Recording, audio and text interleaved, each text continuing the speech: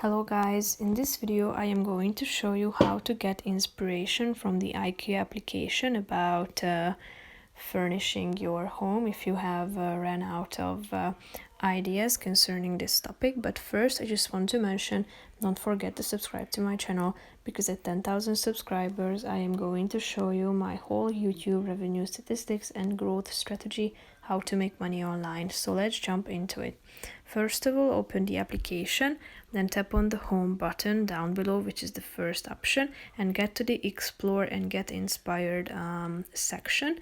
Now if you scroll down, you are ready to shop by room or view inspirational pictures by selecting a category that interests you the most.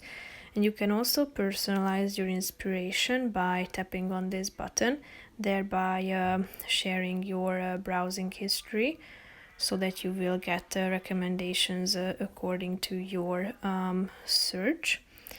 So if you have selected a category that interests you the most, a bunch of pictures will appear to you and will be available to you. So if you